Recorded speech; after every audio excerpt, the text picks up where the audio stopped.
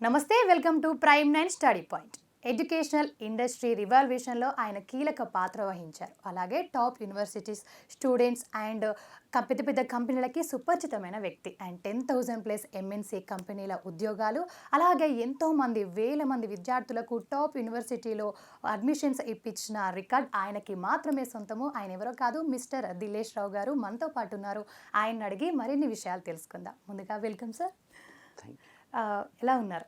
చాలా బాగున్నానండి. సరే, ఇప్పుడు మనం ఎడ్యుకేషన్ అనే టాపిక్ వచ్చేస్తే ప్రస్తుతం ఎడ్యుకేషన్ ఇండస్ట్రీలో ట్రెండ్స్ ఎలా ఉన్నాయి? ఓకే. అందరికీ నమస్కారము. నేను మీ దిలేష్ రావు, చాలామందికి తెలిసిన పేరు.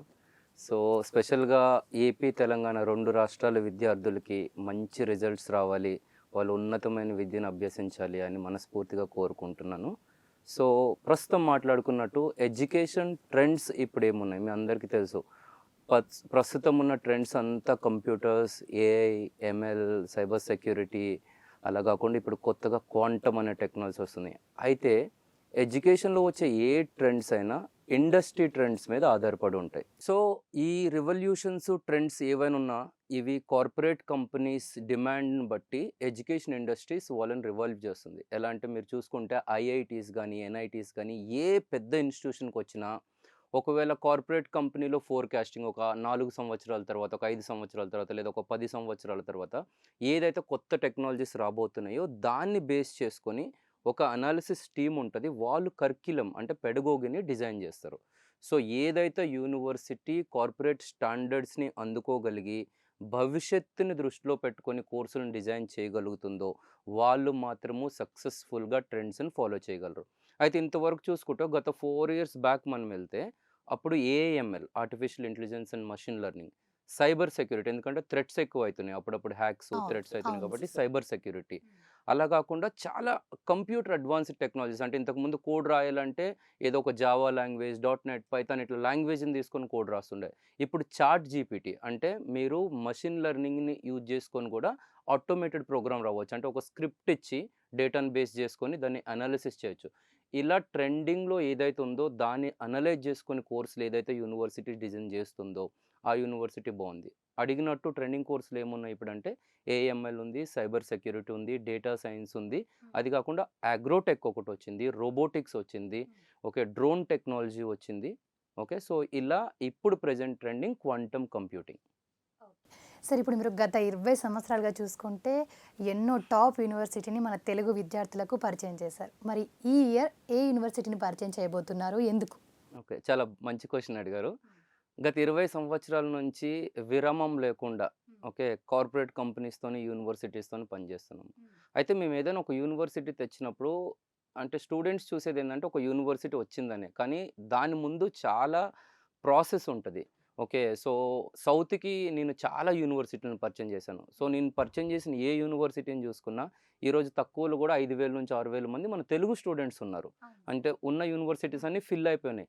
సో అలా జరుగుతుంది ఎందుకంటే మేము ఒక యూనివర్సిటీస్‌ని ఇక్కడ తెచ్చే ముందు చాలా ప్రాసెస్ చెక్ చేస్తాం. అంటే యూనివర్సిటీ ఇప్పుడు 1,500-1,600 యూనివర్సిటీస్ ఉన్నాయి. ఆ యూనివర్సిటీ కంటే యూనివర్సిటీ డిఫరెంట్ ఎలా ఉంది?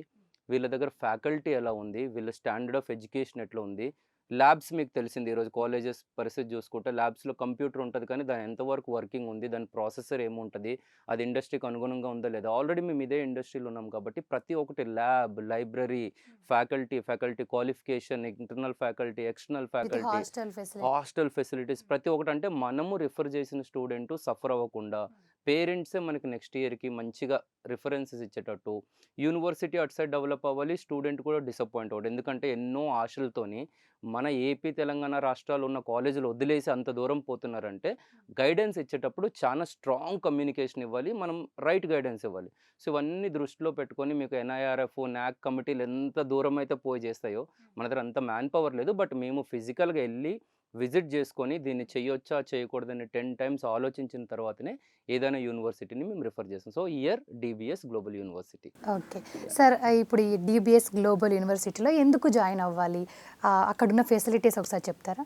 సో డీబీఎస్ గ్లోబల్ యూనివర్సిటీ వీళ్ళకి ఎడ్యుకేషన్ ఇండస్ట్రీలో ఒక 22 సంవత్సరాలు, 23 సంవత్సరాల ఎక్స్‌పర్టీస్ ఉంది. ఓకే. సో ఒకప్పుడు డీబీఎస్ అంటే డీబీఎస్ బిజినెస్ స్కూల్‌లో సీట్ దొరకాలంటేనే చాలా కష్టం ఉండే. ఓకే. ఎన్నో ఎంట్రన్స్‌లు, ర్యాంకులు, డొనేషన్‌లు అంటే చేయకూడనివన్నీ చేసిన ప్రయత్నాలు సీటు దొరికే ప్రయత్నం మాత్రం విఫలం ప్రతిసారి. 120 ఇంటేక్ మాత్రమే వాళ్ళు తీసుకుంటుండే. ఇదే స్టాండర్డ్స్‌తోని గత 10, 15 సంవత్సరాలుగా ప్రాసెస్ రన్ చేస్తున్నారు. సో, అదే ఇండస్ట్రీ పెద్దలు స్టార్ట్ చేసిన యూనివర్సిటీయే global university, DBS global university. So, డెఫినిట్‌గా వాళ్ళ ప్లేస్‌మెంట్స్ గానీ, వాళ్ళ ల్యాబ్స్ గానీ well equipped and advanced. So, దానివల్ల మేము ఈసారి దాన్ని రిఫరెన్స్ ఇవ్వడం జరుగుతుంది. ఓకే. అంటే ఎలా మనకి అక్కడికి వెళ్ళాలి అంటే ఉంటది కదా కొంచెం ఎంత రావాలి పర్సెంటేజ్ అని చెప్పేసి. సో, ఎలా అంటే వాళ్ళు ఎళ్ళొచ్చు పిల్లలు అందరూ ఎళ్ళొచ్చా మాక్సిమం? ఓకే. సో, టీబీఎస్‌లో అయితే అందరూ తీసుకోలేరు అడ్మిషను. జనరల్‌గా ఫస్ట్ మేము అడ్మిషన్ తీసుకునే క్రైటీరియా గూడా ఎందుకంటే ఫస్ట్ బ్యాచెస్ స్టార్ట్ చేసేటప్పుడు అది కూడా సౌత్ నుంచి యూనివర్సిటీ కూడా కొన్ని ఎక్స్‌పెక్టేషన్స్ ఉంటాయి. సో, మంచి మెరిట్ ఉన్న స్టూడెంట్స్‌కి స్కాలర్‌షిప్ కూడా ఇవ్వడానికి రెడీ ఉన్నాం. ఎందుకంటే యూనివర్సిటీలో దాదాపు ఏ ఫీ స్ట్రక్చర్ ఉన్నా సరే మనకు మంచి స్టూడెంట్స్ వచ్చినప్పుడు మనం కన్సెషన్స్, స్కాలర్‌షిప్స్ అనేవి ప్రొవైడ్ చేయొచ్చు. సో, మనం ఇప్పుడు చూస్తుంది ఏందంటే మెరిట్ స్టూడెంట్స్. ఓకే. మంచి మెరిట్ ఉంది. లేదంటే చాలా బాగా ర్యాంకింగ్స్ వాడికి ఇప్పుడు ఇంటర్మీడియేట్‌లో స్టూడెంట్స్‌కి స్కోర్ మంచిగుంటది. కొన్నిసార్లు నర్వస్ వల్ల ఎంసెట్‌లో తక్కువ ర్యాంక్స్ వస్తాయి. సో, ఎంసెట్ ర్యాంక్‌కి సంబంధం లేకుండా ఇంటర్మీడియేట్ స్కోర్ ఆధారంగా మనం ఓహ్! తీసుకునే సూపర్. ఓన్లీ 120 మెంబర్స్‌ని ఇయర్ తీసుకుందామని ప్లాన్ ఉంది. సో, ఆ 120 కూడా ఎంత బెస్ట్ వస్తే అంత బెస్ట్. ఎంత మంచి ఎంసెట్ అంటే ఇవేం అక్కర్లేకుండా కాంపిటీషన్ ఎగ్జామ్స్ ఏం కాంపిటీటివ్ ఎగ్జామ్స్ ఏం లేవు. కానీ ఇంటర్‌లో మంచి పర్సెంటేజ్ ర్యాంక్స్ ఉంటే డెఫినిట్‌గా మనం ఫస్ట్ ప్రిఫరెన్స్ అయితే స్టూడెంట్‌కి ఇద్దాం. ఎలాంటి కోర్సులున్నాయి అక్కడ? ఎన్ని కోర్సెస్ ఉన్నాయి? ఓకే. చాలా మంచి క్వెషన్ ఇది. ఎందుకంటే డీబీఎస్ ప్రిఫర్ చేయడానికి ఇది one of the best point. ఏం కోర్సులున్నాయి, ఎలాంటి కోర్సులున్నాయి. అవునవును. So, most of the university అంటే నేను ఆల్మోస్ట్ ఒక 100 యూనివర్సిటీతోని వర్క్ చేశాను. మోస్ట్ ఆఫ్ ది యూనివర్సిటీలు ఇప్పుడు ఏముందంటే ఏదో ఒక కోర్స్ ఉంటది స్పెషలైజేషన్. అంటే నేను బీటెక్‌లో కంప్యూటర్స్ తీసుకున్నా. దాంట్లో సీఎస్ఈయా, ఈసీయా, ఐటీయా అని ఇట్లా మేజర్ గ్రూప్స్ ఉంటాయి. లేదా కంప్యూటర్స్‌లో మీకు చెప్పినట్టు డేటా అనలిటిక్సా, ఆర్టిఫిషియల్ ఇంటెలిజెన్స్, మెషిన్ లెర్నింగా, సైబర్ సెక్యూరిటీ ఉంటాయి. సో, ఇంతకుముందు మనం ట్రెండ్స్ అని ఒక పాయింట్ మాట్లాడడం మీకు గుర్తుంది. సపోజ్ ఒక 4 సంవత్సరాలు బీటెక్ అయిపోయిన తర్వాత నేను ఏఎంఎల్ తీసుకున్నా. ఆ కోర్స్‌కి డిమాండ్ లేదు.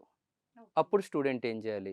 జాబ్ రాదు. ఇదే పరిస్థితి నేను ఒక 2, వేలాది 3 మందికి ఉంటుంది. 2, 3 టైమ్స్ చూసాను. ఎందుకంటే 2,00,000, 3,00,000 మంది ఎంసెట్ రాస్తారు. ఇంటర్మీడియేట్ పాస్ అవుతున్నారు. అందరూ సీఎస్ఈ జాయిన్ అవుతున్నారు. నేను కూడా సీఎస్ఈ జాయిన్ అవుతా. అందరూ ఒకప్పుడు మెకానికల్ ట్రెండ్ ఉండే. అందరూ మెకానికల్. ఒకప్పుడు ఎలక్ట్రికల్. సో, ఇప్పుడు కంప్యూటర్స్‌లో నేను జాయిన్ అయిపోతా. కానీ రేపొద్దున ఏదైనా కొత్త టెక్నాలజీ డెవలప్ అయింది. కంప్యూటర్‌లో జాబులు లేవు. ఆ రోజు పరిస్థితి ఏంటి? పేరెంట్స్ ఇంత ఇన్వెస్ట్ చేసి వాళ్ళు బాధపడాలి. ఓకే. స్టూడెంట్‌కి ఏం చేయాలో తెలియని పరిస్థితి. సో, దానివల్ల ఇక్కడ ఒక పాయింట్ మనం ఇన్‌బిల్డ్ చేయడం ఏం జరిగిందంటే స్టూడెంట్ 2 స్పెషలైజేషన్ తీసుకోవచ్చు. నేను ఇప్పుడు కంప్యూటర్స్‌లో ఉన్నా కదా! ఆర్టిఫిషియల్ ఇంటెలిజెన్స్, మెషిన్ లెర్నింగు అది ప్రోగ్రామింగ్ సైడ్ తీసుకుంటా. ఓకే. అది కాకుండా రెండోది ఒకవేళ సైబర్ సెక్యూరిటీ ఇంకొకటి ఏదైనా టెక్నాలజీ ఇంక్లూడెడ్ అది మైనర్‌లో తీసుకుంటా. సో, 2 సబ్జెక్టులు చేయడం వల్ల పాసిబిలిటీస్ అంటే నేను ఒక కంప్యూటర్స్ ఐటీ చేసి ఐటీ బూమ్ లేకపోతే వెనక్కి వెళ్ళిపోవడం వేరు. నేను ఐటీతో పాటు రోబోటిక్స్ రెండింటి మీద రెడీ ఉన్నా. ఏదో ఒకటైతే 50% ఛాన్స్ అయితే ఉంటది. సో, ఇలా మనం డ్యూయల్ సైమల్టేనియస్లీ 2 స్పెషలైజేషన్ నేర్పిస్తారు. 180 క్రెడిట్స్‌తోని మార్కెట్‌లోకి వచ్చాం. సైమల్టేనియస్లీ 2 నేర్పిస్తూ ఉంటారు. డెఫినిట్‌గా. ఓకే. యెస్. సో, మెరిట్ ఉన్న స్టూడెంట్స్‌ని తీసుకుంటున్నారు కాబట్టి ఇప్పుడు మేము ఎలా మెరిట్ అంటే కొంతమంది ఇంటర్‌లో చక్కగా చదవకున్నా ఇప్పుడిప్పుడు మనకి రిజల్ట్స్ వస్తున్నాయి యెస్. కాబట్టి వాళ్ళకొక ఐడియా ఉంటుంది. మాకెంత అని చెప్పేసి. కరెక్ట్. సో, కొంచెం మెరిట్‌గా అవ్వాలి నెక్స్ట్ సెకండ్ ఇయర్‌కి వచ్చే పిల్లలు. మెరిట్ అవ్వాలి అంటే ఎలాంటి పాటించాలంటారు? పెద్ద పెద్ద యూనివర్సిటీకి రావాలి అంటే? ఓకే. సో, ఇంటర్మీడియేట్ స్టూడెంట్స్‌కి ఒకటే నా సజెషను. అంటే ఈ ఎగ్జామ్ పాస్ అవ్వాలి. లేదంటే ఈ ఆలోచన వదిలేసి కోర్ కాన్సెప్ట్‌ని చదువుకోవాలి. ఇప్పుడు చూడండి చంద్రబాబు నాయుడు గారు అనౌన్స్ చేశారు. క్వాంటమ్ ల్యాబ్స్ అనేవి మేము ఏపీ, తెలంగాణలో ఇంట్రొడ్యూస్ చేస్తున్నాం అనేది. సో, ఈ క్వాంటమ్ ల్యాబ్స్ అంటే క్వాంటమ్ ఫిజిక్స్, క్వాంటమ్ కంప్యూటింగ్‌కి నీకు ఫండమెంటల్స్ అనేవి చాలా ఇంపార్టెంట్. ఇప్పుడు మీరు జనరల్‌గా అందరం చదువుకున్నప్పుడు 10th ఇంటర్‌లో నువ్వు పైథాగరస్ థియరీ గానీ, లేదంటే ఇంకేదైనా మ్యాథమెటికల్ స్టాటిస్టిక్స్ గానీ ఇవన్నీ ఒకవేళ అవి రాకుండా జస్ట్ మనం ఆన్సర్స్ బట్టి పట్టుకుంటే మ్యాథమెటిక్స్ గ్రూప్ తీసుకోలేము. ఓకే. సైన్స్‌లో కూడా కోర్, ఫిజిక్స్‌లో కూడా కోర్. ఎవరైతే స్టూడెంటు సబ్జెక్ట్ ఫండమెంటల్స్ చదువుకుంటే చాలు. ఇప్పుడు ఎట్లా మీ మెరిట్ అంటే ఒకవేళ క్యాండిడేట్‌కి 90% రానవసరం లేదు. ఎవరైనా తక్కువ పర్సెంట్ వచ్చి కాన్ఫిడెంట్‌గా ఉన్నారు. మాతోని యూనివర్సిటీతోని పర్సనల్ ఇంటర్వ్యూ ఫేస్ చేయడానికి రెడీ ఉన్నారంటే we will take them. Okay. So, వాళ్ళొచ్చి వాళ్ళ స్కోర్ ఎంతొచ్చినా వాళ్ళు మమ్మల్ని అప్రోచ్ అయ్యి I can do quantum computing అని మాకు కాన్ఫిడెన్స్ ఇవ్వగలిగితే మేము అడ్మిషన్ ఇవ్వడానికి రెడీ ఉన్నాము. ఓకే, థ్యాంక్ ఇప్పుడు పేరెంట్స్ పరంగా చూసుకుంటే సౌత్‌లో ఎన్ని యూనివర్సిటీ ఉన్నా కానీ నార్త్‌కి ఎందుకు పంపియాలని చెప్పేసి ఎక్కువ మంది ఆలోచిస్తూ ఉంటారు. వాళ్ళకేం చెప్తారు మీరు? ఓకే. సౌత్‌లో కూడా చాలా మంచి యూనివర్సిటీలు ఉన్నాయండి. ఏపీ, తెలంగాణలో లేని యూనివర్సిటీలు అని కాదు. కాకపోతే మన దగ్గర యూనివర్సిటీ ట్రెండ్ అనేది కొంచెం రీసెంట్ డేస్‌లో క్రియేట్ అయింది బాగా. ఒక 2, 3 ఇయర్స్. అదే మీరు నార్త్‌లో చూసుకుంటే గత 10, 15 సంవత్సరాల నుంచి యూనివర్సిటీ ట్రెండ్ అనేది బావుంది. అయితే ఏపీ, తెలంగాణ, సౌత్ కాకుండా నార్త్‌కి ఎందుకెళ్ళాలని ఒక క్వెషన్ ఉంటే చూడు, మనం ఇక్కడ ఎన్ని యూనివర్సిటీలు ఉన్నా అమెరికా ఎళ్ళాలంటే ప్రతి ఒక్క పేరెంట్ రెడీ ఉంటాడు. ఆస్ట్రేలియా పంపుతారు, యూకే పంపుతారు. ఆ టైంలో మనం ఆలోచించము. అక్కడ ఎలా కండిషన్స్ ఉన్నాయి, అక్కడ ఎలా లివ్ చేస్తారు. అంటే ధైర్యం జేసి ఒక ఒక సప్త సముద్రాలు దాటించి పంపిస్తున్నాం కరెక్ట్. ఒక స్టూడెంట్. ఎందుకంటే అరే గ్లోబల్ ఎన్వైర్న్మెంట్‌లో ఉంటారు. ఆ గ్లోబల్ స్టూడెంట్స్ ఉంటారు. ఆ ఎన్వైర్న్మెంట్‌లో వాళ్ళతో నలుగురితోని ఇంటరాక్షన్ వస్తే సెల్ఫ్‌గా వాళ్ళు లెర్న్ చేసుకోగలరు. అక్కడ ఏదైనా పెద్ద అంటే ఉన్న సర్కిల్‌ని విడిచిపెట్టి మనం అది దాటి 4 స్టెప్పులేస్తే అక్కడ గ్లోబల్ స్టూడెంట్సు, గ్లోబల్ వాతావరణము, బయట ఫ్యాకల్టీతో నీ లాంగ్వేజ్ కమ్యూనికేషన్ స్కిల్స్‌తో పాటు నీ అడిషనల్ స్కిల్స్ మీద కూడా నువ్వు ఫోకస్ పెట్టుకోవచ్చు. ఓకే. సో, దానివల్ల మన దగ్గర ఉన్నాయి మంచి యూనివర్సిటీలే. కాకపోతే నార్త్ సైడ్‌లో ఆల్రెడీ ఎస్టాబ్లిష్డ్ యూనివర్సిటీస్ కాబట్టి మీకు ఆల్రెడీ కామన్ ప్రాక్టీసెస్ అక్కడ ఉంటాయి. మీరు ముందే ప్రిపేర్ చేసి పంపిస్తారు మొత్తం. డెఫినెట్‌గా. అంటే మనం పంపించే ప్రతి యూనివర్సిటీలో కూడా చాలా మంది సౌత్ స్టూడెంట్స్ ఉంటారు. అంటే అస్సలు ఎవరు నార్త్ స్టూడెంట్స్ అంటే సౌత్ స్టూడెంట్స్ అంత ఉండకుండా ఉండరు. ఫ్లూయెంట్‌గా మాట్లాడడం కూడా కొంచెం మందికి కష్టం. ఫస్ట్ ఇయర్‌లో మాత్రమే స్టూడెంట్స్ కొంచెం తడబడతారు. కానీ ఎళ్ళడం వల్ల ఒకటి హిందీ నేర్చుకుంటాడు, 2 ఇంగ్లీష్ ఫ్లూయెంట్‌గా నేర్చుకో మన దగ్గర స్టూడెంట్స్ 90% వచ్చినా సరే ఇంటర్వ్యూలో ఫెయిల్ అయితారు. నేను ఇప్పుడు కార్పొరేట్ కంపెనీస్‌కి నేను వర్క్ చేస్తున్నా. 10,000 మందిని కామన్‌గా ప్లేస్ చేయకపోండొచ్చు. వాళ్ళకి వెనక ఎంతో కృషి ఉంటది. సో, నేను చూసిందేందంటే నార్త్ స్టూడెంట్‌కి 50% సబ్జెక్ట్ వచ్చినా జాబ్ కొడతారు. 50% సబ్జెక్ట్ ఉంటే చాలు. మన దగ్గర 90% సబ్జెక్ట్ ఉండి జాబ్ కొట్టరు. కమ్యూనికేషన్ స్కిల్స్ అనేవి కొంచెం వెనుకబడి వచ్చిన సబ్జెక్ట్‌ని ఎక్స్‌ప్రెస్ చేయలేరు. ఓకే. ఇప్పుడు నాకు తెలుసు. ఇప్పుడు నేను టెస్ట్ రాయమంటే నాకు 99% వస్తాయి. మన ఏపీ, తెలంగాణలో. అదే ఇంటర్వ్యూలో మాట్లాడంటే నా గురించి నేనే చెప్పుకోలేను. నీ గురించి నువ్వు చెప్పలేనప్పుడు నీకు జాబ్ ఎవరిస్తారు? ఓకే. సో, అట్‌లీస్ట్ నువ్వు ఇప్పుడు మీతోని రెగ్యులర్‌గా నేను ఇంగ్లీష్‌లో మాట్లాడుతున్నాను. ఎందుకంటే నాకు తెలుగు అక్కడ మాట్లాడరు. సో, ఏదో అదర్ లాంగ్వేజ్ చూజ్ చేసుకోవాలి. హిందీ కంటే బెటర్ ఇంగ్లీషు వచ్చిన లాంగ్వేజ్. దాన్ని ట్రై చేసి ఒక 4 సంవత్సరాలు కంటిన్యూస్‌గా నువ్వు ఫ్యాకల్టీస్‌తోని గాని, నీ ఫ్రెండ్స్‌తోని మాట్లాడినప్పుడు అదే ఇంటర్వ్యూలో అదే క్వెషన్ ఇంగ్లీష్‌లో అడుగుతారు అంతే. నీకేం తెలుసు అని అడుగుతారు. అది తెలుగులో అడగట్లేదు కాబట్టి మనం కన్‌ఫ్యూజన్. ఓకే. అదే ఇంగ్లీష్‌లో అడిగినప్పుడు మనకేం అర్థం కావట్లేదు. అదే మీరు ప్రాక్టీస్ చేసినప్పుడు మీకు ఇంగ్లీష్ లాంగ్వేజ్ అనేది నార్మల్ అనిపిస్తది. హ్మ్. సో, మీకొచ్చిన సబ్జెక్ట్‌ని మీరు ఎక్స్‌ప్రెస్ చేసుకోగలరు. సో, ప్లేస్‌మెంట్ పర్సెంటేజ్ అనేది డెఫినిట్‌గా ఇంక్రీజ్ అయితది. ఓహ్! సూపర్. యెస్. సరే ఇప్పుడు ఫీ విషయానికొస్తే ఫీ ఎలా ఉంటుంది? ప్యాకేజెస్ ఎలా ఉంటాయి? ఓకే. సో, నార్మల్‌గా ఈ యూనివర్సిటీస్‌లో డైవర్సిటీ అని ఒక స్కీమ్ ఇప్పుడు చూడండి. నేను తెచ్చిన చాలా ఎంఐటీ ఇట్లాంటి చాలా టాప్ యూనివర్సిటీ తెచ్చినాం. ఐటీఎం గాని, చాలా యూనివర్సిటీ తెచ్చినప్పుడు యూనివర్సిటీలో ఫీజు 20,00,000, 25,00,000 ఉంటది. ఓకే. నార్త్ స్టూడెంట్స్‌కి. అదే సౌత్ మన ఏపీ, తెలంగాణ స్టూడెంట్స్‌కి వచ్చేటప్పటికి 10,00,000, 12,00,000 ఆ రేంజ్‌లో ఉంటది. చాలామంది స్టూడెంట్స్ మాకు అడుగుతారు అసలు పేరెంట్స్ కూడా, "సార్ ఇది ఎట్లా సాధ్యమవుతుందని?" కానీ ప్రతి యూనివర్సిటీలో కొన్ని రూల్స్ ఉంటాయి. ఇప్పుడు యూనివర్సిటీ అంటే అదొక స్టేట్‌కి సంబంధించినట్టు కాదు. వాళ్ళ దగ్గర ప్రతి స్టేట్ నుంచి స్టూడెంట్స్ ఉండాల్సిందే. ఓకే. ఈవెన్ అదర్ కంట్రీస్ నుంచి. ఓకే. సో, అట్లుంటేనే యూనివర్సిటీ డెవలప్ అయితది. సో, నీకు యూఎస్ నుంచి స్టూడెంట్స్ ఉండొచ్చు, దుబాయ్ నుంచి ఉండొచ్చు, సింగపూర్ నుంచి ఉండొచ్చు. అలాగే అన్ని రాష్ట్రాల నుంచి డైవర్సిటీ స్టూడెంట్ అనేది ఉంటది ఒక ప్రోగ్రాము. సో, ప్రతి స్టేట్ నుంచి ఒక యూనివర్సిటీలో స్టూడెంట్స్ ఉండాల్సిందే మోస్ట్‌లీ.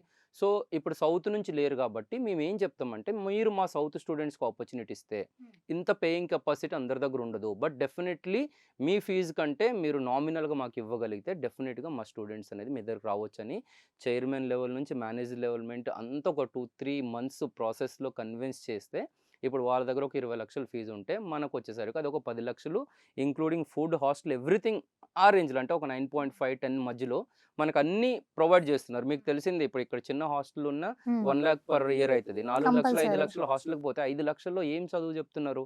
అంటే ఇది only diversity program through university ఒక 2, 3 ఇయర్స్ ప్రాబ్లమ్ లేదు మేము లాస్ అయినా అని బేర్ చేసుకొని, నెక్స్ట్ ఇయర్ నుంచి రెవల్యూషన్ అనేది పెరుగుతది కదా! స్టూడెంట్స్ ఎక్కువైతారు. అప్పుడు దే కెన్ డూ దే.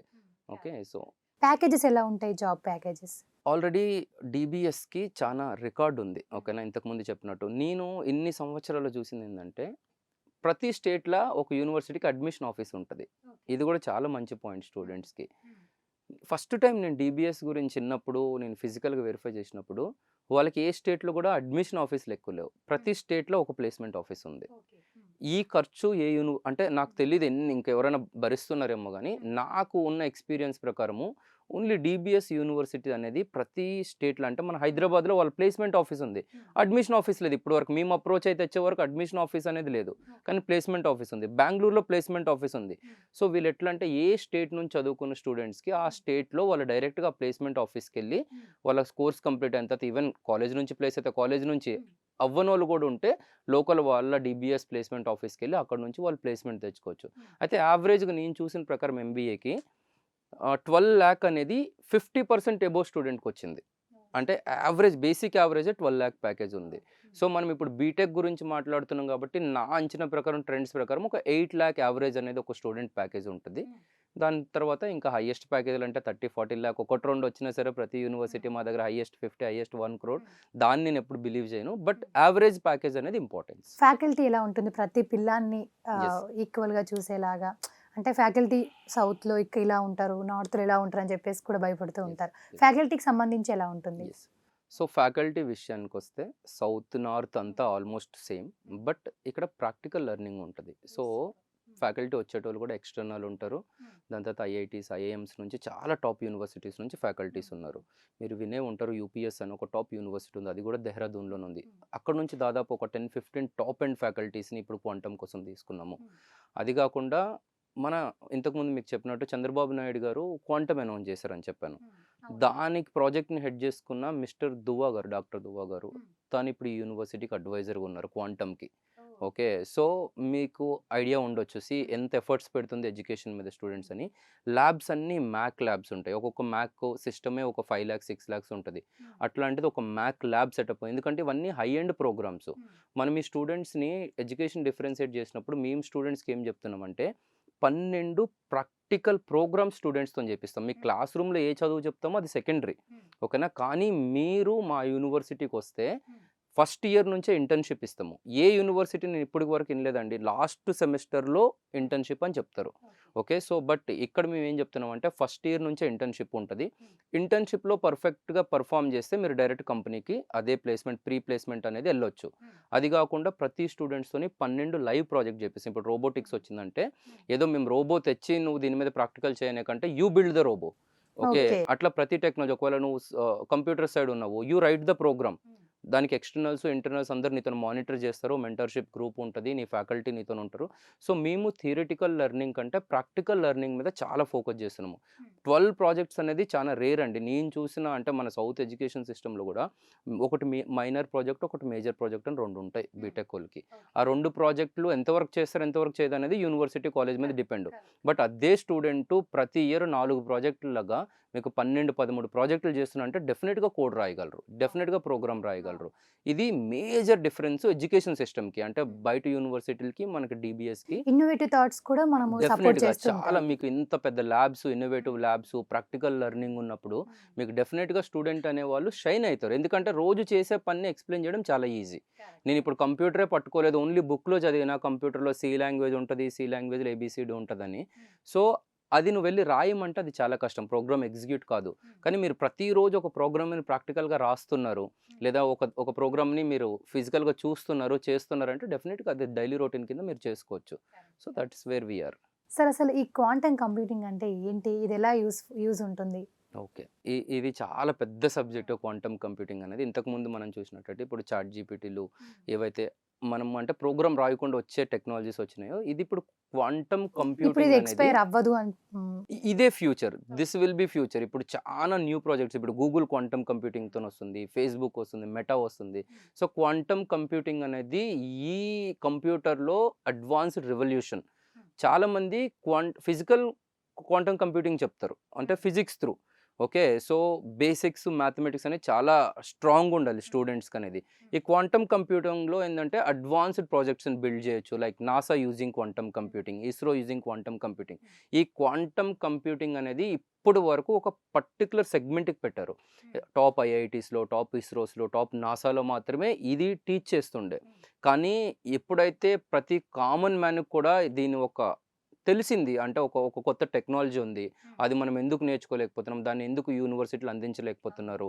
అట్లా ఆ రెవల్యూషన్ వచ్చిన తర్వాత మేము చాలా యూనివర్సిటీస్ ప్రపోజ్ చేసాము. దీనికి ఇంత స్కోప్ ఉంది. ఎందుకు మేము స్టార్ట్ చేయలేకపోతున్నాము. సో యూనివర్సిటీలు చెప్పే కామన్ మాట అదే. దీనికి ల్యాబ్స్‌కి ఆల్మోస్ట్ 3-4 క్రోర్స్ ఖర్చయితది ఒక్కొక్క ల్యాబ్‌కి. సో దాని తర్వాత అంత స్టఫ్ ఉన్న స్టూడెంట్స్ వస్తారా? ఫ్యాకల్టీ దొరకడం చాలా కష్టం. ఎందుకంటే ఉన్నదే రేరెస్ట్ టెక్నాలజీ. ఉన్నోళ్ళు కూడా అక్కడక్కడ మాత్రమే ఉంటారు. ఐఐటీస్‌లో, ఐఎంలో లేదంటే ఏదైనా పెద్ద ల్యాబ్స్‌లో. సో ఇట్లా అవంతా గ్యాదర్ చేసుకొని అంత ల్యాబ్స్ అయిన తర్వాత వి స్టార్టెడ్ ఓకే మనం క్వాంటమ్‌కెళ్ళొచ్చు అని చెప్పి. సార్ ఇప్పుడు ఎక్కడ చూసినా పేరెంట్స్ కానివ్వండి, పిల్లలు వచ్చిందంటే ఇప్పుడు కంప్యూటర్ జాబ్స్ పోతాయి అని చెప్పేసి భయపడుతూ ఉంటున్నారు. ఈ క్వాంటమ్ కంప్యూటింగ్ మనల్ని కాపాడుతూ ఉంటుందా ఎప్పటికీ? సీ ఏది ఎవరిని కాపాడదు. ప్రతిరోజు మనల్ని మనం అప్‌గ్రేడ్ చేసుకోవాలి. ఓకే. ఇది నాకు తెలిసింది. నీకు జాబ్ వచ్చిన తర్వాత కూడా నువ్వు అప్‌గ్రేడ్ అవ్వకపోతే జాబ్ పోతది. ఏదైనా సరే. కరెక్ట్. So correct. ప్రతిరోజు అంటే లెర్నింగ్ అనేది చాలా ఇంపార్టెంట్. నువ్వు లెర్నింగ్ చేస్తేనే నీకు ఎర్నింగ్ ఉంటది. అది కూడా చాలా ఇంపార్టెంట్. ఓకే. సో ఏఐ వచ్చినా జాబులు పోవు, క్వాంటమ్ వచ్చిన జాబులు పోవు, ఇంకోటి వచ్చిన జాబులు పోవు. నువ్వు ఇండస్ట్రీకి రెడీగా ఉంటే. ఇప్పుడు మనకి చాలా మంది స్టార్టింగ్‌లో ఏదో కోడింగ్ మీద జాయిన్ అయ్యారు. వాళ్ళు ఇప్పుడు అప్‌గ్రేడ్ అయితున్నారు కదా! ఏ కొత్త టెక్నాలజీ వస్తే దానికి అప్లై చేసుకుంటూ అప్‌గ్రేడ్ అవుతున్నారు. ఇవన్నీ చాలా ఇంటర్‌లింక్డ్ టెక్నాలజీస్. ఒక దాని మీద ఫోకస్ చేస్తే companies will provide them automatic training and everything. So మనము ఎట్ ద ఇండస్ట్రీ ట్రెండ్స్ మీద ఉండాలి. అంటే పడుకొని ఉద్యోగం చేయకుండా ఉద్యోగం చేస్తున్నప్పుడు కొంచెం మేలుకొని ఏదైతే టెక్నాలజీస్ వస్తున్నాయో దాన్ని కొంచెం మైండ్ పెట్టి చదువుకుంటే ఇట్స్ ఓకే. సార్ ఇప్పుడు ఈ డీబీఎస్ డ్యూయల్ స్పెషలైజేషన్ ఏంటి? దీని గురించి ఒకసారి చెప్తారా? Okay. So DVS dual special ఇంతకుముందు చెప్పానంటే జాబ్స్‌ని ఫోర్‌కాస్ట్ చేసుకుంటా ఏదైనా ఒక్క టెక్నాలజీ నేర్చుకుంటే ఒకవేళ ఫ్యూచర్‌లో ఏమైనా జాబులు రావు, లేదంటే ఆ ట్రెండ్ లేకపోతే ఏమైనా ఇష్యూ అయితది అనుకున్నోళ్ళు అడ్వాన్స్‌డ్ యూనివర్సిటీ 2 ప్యారలల్ టెక్నాలజీస్ మీద ప్లాన్ చేసింది. అంటే ఎట్లా చెప్పాను ఇప్పుడు డ్రోన్ టెక్నాలజీ బాగా మీరు ఇప్పుడు చైనా డ్రోన్స్ అని చెప్పి ఆ డ్రోన్స్ అని మొన్న డ్రోన్ సమ్మిట్ కూడా జరిగింది. Galgotia drone summit. So drone technology రావచ్చా? రాకపోవచ్చా? అనేది మార్కెట్ డిపెండెన్స్. ఐటీ ఉండొచ్చా? ఉండకపోవచ్చా? అనేది మార్కెటింగ్. ఈ రెండింట్లో ఏది టాప్ ఎళ్తదనేది కూడా మార్కెట్ మీదే ఉంటది. మనం ఏది కూడా 100% ఫోర్‌కాస్ట్ అయితే చేయలేం. ఓకే. సో అట్‌లీస్ట్ యూనివర్సిటీ దగ్గర ఉన్న ఇన్ఫర్మేషను, మార్కెట్ అఫైర్స్, కరెంట్ అఫైర్స్‌ని దృష్టిలో పెట్టుకొని ఒకవేళ 2 టెక్నాలజీస్ బాగా ఎళ్ళొచ్చు. ఒకటి కంప్యూటర్స్, ఒకటి రోబోటిక్స్. సో స్టూడెంట్‌కి ఆప్షన్ ఉంది. 2 టెక్నాలజీస్ చేసుకోవచ్చు. ఒకటి మేజర్, ఒకటి మైనర్. సో రెండింట్లో ఏది ఒక్క టెక్నాలజీ బూమ్‌లో ఉన్నా సరే he can get the job. So అట్లా డ్యూయల్ స్పెషలైజేషన్ స్టార్ట్ అయింది. ఓకే. సార్ ఇప్పుడు ఈ ఫస్ట్ ఇయర్‌లో ఇంటర్న్‌షిప్ అనేది పాసిబుల్ అవుతుందా? డెఫినెట్‌గా ఇది అసాధ్యము. ఓకే. ఫస్ట్ ఇయర్‌లో ఎందుకంటే స్టూడెంట్ ఎళ్ళిన ఫస్ట్ ఇయరే ఏదో యూనివర్సిటీకి అప్పుడప్పుడే అలవాటు అయితుంటాడు. అప్పుడే ఫ్రెండ్స్ వస్తారు. అప్పుడే సబ్జెక్ట్ స్టార్ట్ అయితది. ఫస్ట్ ఇయర్‌లో ఇంటర్న్‌షిప్ ఏందిరా అని చాలా కన్‌ఫ్యూజన్ ఉంటది. చాలా టఫెస్ట్. కాకపోతే మీకు మేము చెప్పినట్టుగా బీటెక్ మొత్తంలో 2 ప్రాజెక్టులు చేస్తే స్టూడెంటు మేజరు, మైనరు వాడు ఇంటర్న్‌షిప్‌కి ఎలిజిబుల్. మన స్టాండర్డ్ ఆఫ్ ఎడ్యుకేషన్ ప్రకారం. అదే స్టూడెంట్‌తోని మేము ఫస్ట్ ఇయర్‌లోనే 4 ప్రాజెక్ట్ చేపిస్తున్నాము. అదే మనం ప్రొవైడ్ చేస్తున్నాము కంపెనీస్‌కి గూడా. ఇప్పుడు మేము కొలాబరేట్ అయినవి ఐబీఎంతోని కొలాబరేట్ అయింది. ఓకే. హెచ్‌సీఎల్ ఓన్ ప్రోగ్రామ్ మన దగ్గర రన్ అయితుంది. సో హెచ్‌సీఎల్ లాంటి కంపెనీస్, ఐబీఎం లాంటి కంపెనీస్ వాళ్ళకి తెలుసు మార్కెట్‌లో అట్‌లీస్ట్ ఒక 80% ఇన్ఫర్మేషన్ ఉంటదికి వీళ్ళు ఎందుకంటే గ్లోబల్ లీడర్స్. ఒక 5 సంవత్సరాల తర్వాత ఏ టెక్నాలజీ రాబోతున్నదనేది. సో ఇదే కంపెనీ మన దగ్గర స్టూడెంట్స్‌కి వాళ్ళ హెచ్‌సీఎల్ ల్యాబ్ మన కాలేజ్‌లో పెట్టుకొని, యూనివర్సిటీలో పెట్టుకొని, మన స్టూడెంట్‌కి వాళ్ళ ప్రాజెక్ట్స్ చేపిచ్చి, వాళ్ళు ఇంటర్న్‌షిప్ ప్రొవైడ్ చేస్తారు. సో స్టూడెంట్ అదే కాలేజ్ కరిక్యులమ్‌ని కాలేజ్‌లోనే కూర్చొని చదవడం వేరు. ఒక యూనివర్సిటీ స్టూడెంటు కంపెనీ కరిక్యులమ్‌ని, కంపెనీ ప్రాజెక్ట్‌ని 4 సంవత్సరాల ముందర చేయడం వేరు. అది ఇప్పుడు మీరు ఒక కంపెనీ ఉన్నారు టాప్ కంపెనీ. మీ కంపెనీలో ఏదైతే ప్రాజెక్ట్ నడుస్తుందో, మీ ప్రోగ్రామ్ మేనేజర్ వచ్చి మా యూనివర్సిటీలో కూర్చొని అదే ప్రోగ్రామ్‌ని ప్రతి వీకెండో లేదంటే మంత్లీ 4 టైమ్సో, 5 టైమ్స్ వచ్చి అదే ప్రోగ్రామ్‌ని కంటిన్యూయస్‌గా మీకు 4 ఇయర్స్ మీతోని చేపిచ్చారు. డెఫినిట్‌గా మీరు ఆ కంపెనీలో జాబ్ కొట్టుకోవడం అనేది కష్టం కాదు. అట్‌లీస్ట్ బయట కాంపిటీషన్ ఉన్న స్టూడెంట్ ఎళ్ళేదానికంటే నీకు ఆల్రెడీ 80% ఇన్ఫర్మేషన్ తెలుసు కంపెనీలో ఏం జరుగుతుందనేది. సో అట్లాంటప్పుడు ఆపర్చునిటీస్ అనేవి డెఫినిట్‌గా ఉంటాయి మీకు. ఓకే. సూపర్. సార్ ఈ 12 లైవ్ ప్రాజెక్ట్ అనేది సాధ్యమా అది? 12 లైవ్ ప్రాజెక్ట్ అందుకే నేను చెప్పాను. మేము ఇక్కడ స్టూడెంట్స్‌ని రిక్రూట్ చేసుకున్నప్పుడు, తీసుకుంటున్నాం యూనివర్సిటీకి అన్నప్పుడు, స్టూడెంట్స్‌కి అట్‌లీస్ట్ బేసిక్ ఫండమెంటల్స్ ఉన్నాయా అనేది మేము డెఫినిట్‌గా కన్సిడర్ చేస్తాము. ప్రతి స్టూడెంట్‌కి అడ్మిషన్ అనేది అసాధ్యము. ఎవరైతే స్టూడెంట్స్‌కి ఫండమెంటల్స్ స్ట్రాంగ్ ఉన్నాయి, ఈ అడ్వాన్స్డ్ టెక్నాలజీస్ నేర్చుకోగలరు, వాళ్ళకు మాత్రమే ఈ కోర్సెస్ అనేది ఆఫర్ చేయడం జరుగుతుంది. అది కూడా మా లిమిట్ ఆఫ్ ఇంటేక్ 120నే.